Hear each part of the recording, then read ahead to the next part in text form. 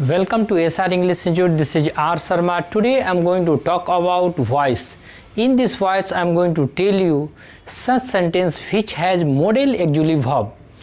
यानी आज मैं ऐसे सेंटेंस पर बात करने जा रहा हूं जिसमें model auxiliary verb active voice में दिया हो। तो हम लोग सीखेंगे कि कैसे इसे पैसिव वॉइस में बदलना है। तो let's start this voice. First of all I would like to tell you what is modal auxiliary verb. यानी सबसे पहले हम लोग सीखेंगे कि मॉडल ऑक्सिलरी वर्ब क्या होता है। तो ध्यान दें,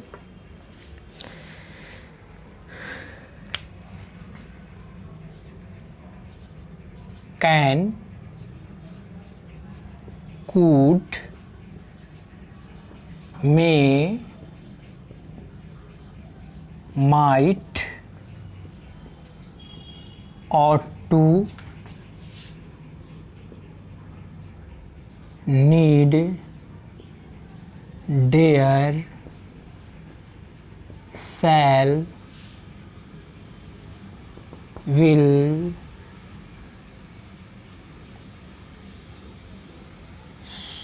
शैल, विल, तो यहाँ शुड,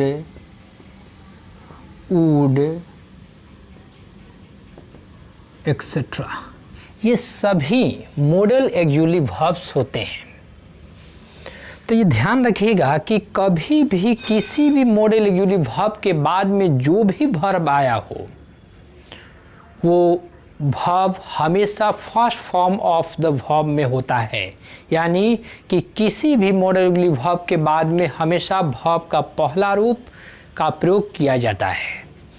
तो ऐसे मॉडल ऑक्सिलरी वर्ब का हम लोग पैसिव वॉइस जो बनाना सीखेंगे तो इसमें ध्यान रखना है दो सेंटेंस पर, जिसमें फर्स्ट वन सेंटेंस होगा कि मॉडल ऑक्सिलरी वर्ब के बाद डायरेक्ट मेन वर्ब का प्रयोग हुआ रहेगा, और दूसरा इस पर स्ट्रक्चर है कि मॉडल ऑक्सिलरी वर्ब के बाद में ऑक्सिलरी वर्ब एक और हैव के रूप में दिया रहेगा, जहां हैव वो V1 का काम करेगा और उसके बाद वर्ब के तीसरे रूप का प्रयोग हुआ रहेगा।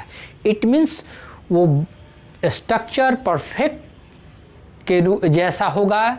तो ध्यान रखें, स्ट्रक्चर में दोनों स्ट्रक्चर पर बात करने जा रहा हूं, जिसमें फर्स्ट वन जो स्ट्रक्चर होगा एक्टिव वॉइस में, एवी एक्टिव वॉइस, जिसमें सब्जेक्ट के बाद मॉडल ऑक्सिलरी वर्ब,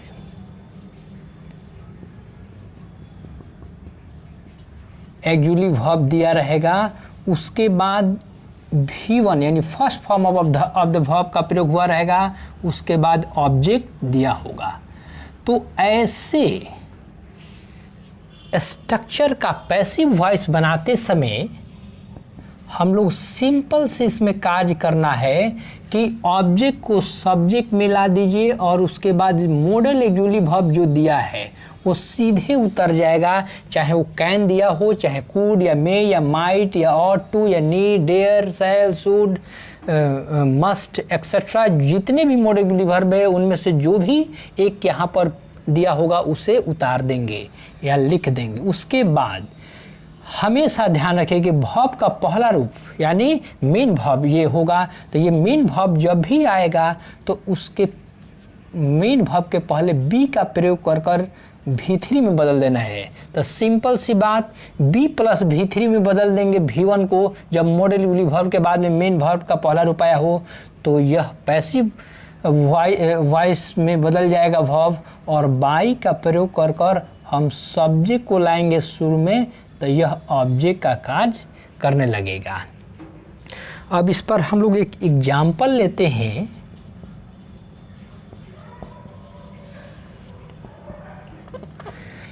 जैसे आई कैन स्पीक इंग्लिश,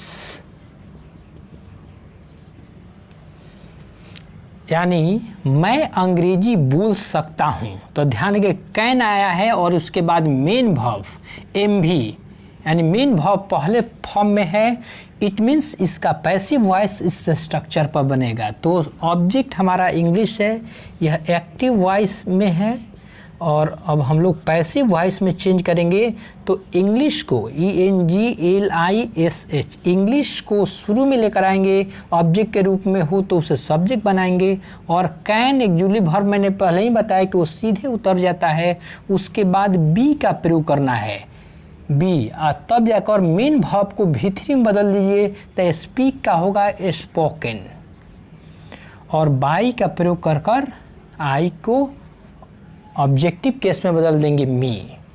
तो this is the example of the voice of modal auxiliary verb. इसका अर्थ होगा एक्टिव वॉइस का कि मैं अंग्रेजी बोल सकता हूँ।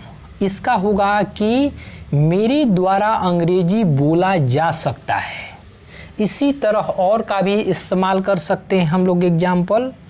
जैसे नेक्स्ट वन एग्जाम्पल में ले रहा हूँ एक्टिव वॉइस में, you should help the poor, तुम्हें गरीबों की मदद करनी चाहिए। तो यहाँ पर शुड के बाद हमारा मेन वर्ब MV V1 में आया है। It means the passive voice of this sentence will be, यानी इस वाक्य का पैसिव वॉइस बनेगा द पुअर शुड बी का प्रयोग करेंगे और हेल्प हो जाएगा V3 में। तो हेल्प्ड बाई सब्जेक्ट को लाएंगे ऑब्जेक्ट में, तो सब्जेक्ट यू है तो इसका ऑब्जेक्टिव केस भी यू का यू ही रहता है। तो यह होगा पैसिव वॉइस, यानी इसका अर्थ होगा कि तुम्हें गरीबों की मदद करनी चाहिए। और इसका पैसिव का होगा तुम्हारे द्वारा गरीबों को मदद की जानी चाहिए। तो ये रहा आपका फर्स्ट वन स्ट्रक्चर, या तो इस पर आएगा या एक और स्ट्रक्चर को ध्यान रखें, यानी सेकंड स्ट्रक्चर की मैं बात कर रहा हूँ। ये फर्स्ट स्ट्रक्चर था आपका। मैंने बताया कि 2 स्ट्रक्चर का मैं बात करूँगा जो दोनों ही बहुत महत्वपूर्ण हैं आपको मॉडल एक्जुअली वर्ब के लिए, और जनरली किसी भी एग्जाम में ये स्ट्रक्चर पूछे जाते हैं। तो ध्यान रखें, यानी ऐसे पर हम लोग बहुत गौर से ध्यान रखना पड़ेगा अंतर को, कि दोनों में क्या अंतर है और दोनों में क्या इसके इसमें हम लोग करेंगे कि ये पैसिव वॉइस बनेगा। तो ध्यान रखिए, अब मैं बात करने जा रहा हूँ ऐसे टॉपिक पर जिसमें मॉडल एक्जुअली वर्ब इसमें भी प्रयोग होगा, लेकिन उसके बाद में भी V1 का प्रयोग होगा, लेकिन वो V1 मॉडल एक्जुअली वर्ब के रूप में होगा। तो ध्यान रखें, सब्जेक्ट के बाद यहाँ पर मॉडल एक्जुअली वर्ब का प्रयोग यहाँ भी हुआ रहेगा, और एक हुआ रहेगा मॉडल एक्जुअली वर्ब के बाद में V1 के रूप में हैव। ध्यान रखिए, मैंने पहले ही बताया कि कभी भी किसी मॉडल एक्जुअली वर्ब के बाद में first form of the verb का प्रयोग किया जाता है, यानी any modal auxiliary verb takes V1 after them. तो V1 के रूप में यहाँ पर हैव है। इसका कंसेप्ट मैं बताना चाहूँगा कि V1, V2, V3 और V4 और V5, यदि मैं कहूँ हैव का यदि 5 form as a main verb के रूप में, तो ध्यान रखिए हैव के बाद का दूसरा फॉर्म होता है हैड, तीसरा होता है हैड, और चौथा होता है हैविंग, और पांचवा होता है हैज, जिसमें इसका अर्थ रखना या लेना या ग्रहण करना के भी अर्थ में इसका प्रयोग किया जाता है मेन वर्ब के रूप में। तो यहाँ स्पष्ट हमारा हो गया कि हैव यहाँ पर V1 के रूप में है, लेकिन यह है क्या, मॉडल एक्जुअली वर्ब, और ये भी एक्जुअली वर्ब भी है, जिससे हेल्पिंग वर्ब कहेंगे, हेल्पिंग वर्ब कहेंगे, जो परफेक्ट फॉर्म में होगा। और उसके बाद वहाँ हैव जब लगा तो हमेशा हैव के बाद में कभी भी कोई वर्ब का प्रयोग होता है तो या तो वहाँ पर हमारा V3 फॉर्म का इस्तेमाल होता है या इन्फिनेटिव का इस्तेमाल होता है। तो यहाँ पर हम लोग भीतरी फॉर्म का इस्तेमाल किए, हम लोग इन्फिनिटिव फॉर्म का इस्तेमाल शैल हैव, विल हैव का प्रयोग कर कर हम लोग इसके ठीक पहले हमने इसके पिछले वीडियो लेक्चर में बताया था कि वो कैसे बनेगा। अब यहाँ ऑब्जेक्ट का प्रयोग हुआ रहेगा। तो ऐसे सेंटेंस का जब हम पैसिव वॉइस बनाएंगे तो ऑब्जेक्ट को सब्जेक्ट के स्थान पर लाना होगा और मॉडल ऑक्सिलरी वर्ब को सेम यानी ज्यों का त्यों यानी विदाउट चेंजिंग इसको राइट डाउन कर दिया जाएगा यानी उतार दिया जाएगा। और हैव ऑक्सिलरी वर्ब के रूप में है तो इसे भी उतार देना होगा।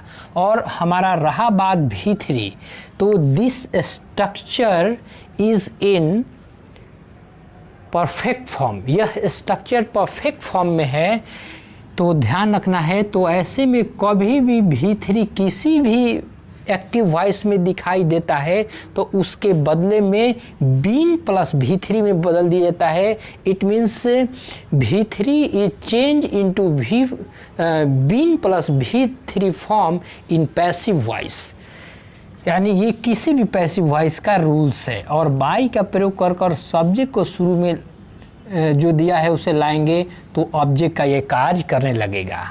Now come to the next point, the example of this voice. तो एग्जाम्पल होगा जैसे यू शुड हैव, यहाँ पर सेम स्ट्रक्चर का मैं प्रयोग कर रहा हूँ ताकि एक और बात आपको क्लियर हो जाए। Should have helped, you should have helped the poor. इसका अर्थ अब बदल जाएगा, ध्यान रखिए। यहाँ पर शुड का प्रयोग हम लोग को शैल का निश्चित रूप से पास्ट शुड होता है, लेकिन शुड का जो प्रयोग है आपका मॉडल ऑक्सिलरी वर्ब के अनुसार वो भिन्न भिन्न प्रकार से होता है। कभी उसको प्रेजेंट के भी फॉर्म में इस्तेमाल किया जाता है और पास्ट के भी फॉर्म में इस्तेमाल किया जाता है। लेकिन जब शुड के बाद हैव आ जाता है और उसके बाद मेन वर्ब भी3 फॉर्म में होता है तो ऐसे परिस्थिति में यह पास्ट में ही होता है।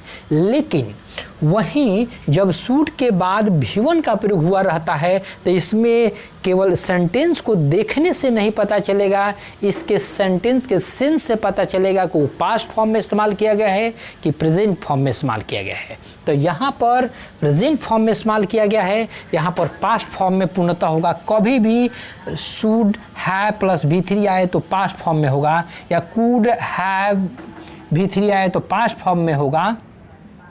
तो इसका अर्थ होगा कि तुम्हें गरीबों की मदद की जानी चाहिए थी, तुम्हें गरीबों की मदद की जानी चाहिए थी। यह एक्टिव वॉइस में होगा और द पैसिव वॉइस होगा द पुअर शुड हैव। और भी3 आ रहा है तो मैंने पहले ही बताया कि भी3 is change into been plus भी3 form. तो यहाँ पर बीन के बाद में भी हेल्प को हेल्प में ही उतरेगा क्योंकि हेल्प इज ऑलरेडी इन भी3 फॉर्म। सो हम लोग सीधे उसे उतार देंगे द पुअर। सॉरी, अब सब्जेक्ट को लेकर आएंगे शुरू वाले। तो सब्जेक्ट हमारा यू है तो बाई का प्रयोग कर कर यू के रूप में ही रहेगा क्योंकि सब्जेक्टिव केस में जब यू रहता है तो ऑब्जेक्टिव केस में ही यू को रखा जाता है क्योंकि इसका रूप कभी बदलता नहीं है। It means you is used in both way, subjective और ऑब्जेक्टिव। यानी कि यू को हम लोग सब्जेक्टिव और ऑब्जेक्टिव दोनों रूप में प्रयोग करते हैं। तो इसका पैसिव वॉइस होगा कि गरीबों को तुम्हारे द्वारा मदद की जानी चाहिए थी। तो मैं उम्मीद करूंगा कि आप सभी को ये मॉडल ऑक्सिलरी वर्ब समझ में आ गया होगा। यदि किसी प्रकार के आपको डाउट हो तो आप अवश्य हमें कमेंट करें या कमेंट बॉक्स में नीचे लिखें। तो thank you for watching this video. यदि आप लोगों को वीडियो पसंद आया हो तो इसे लाइक, सब्सक्राइब तथा शेयर अवश्य करें।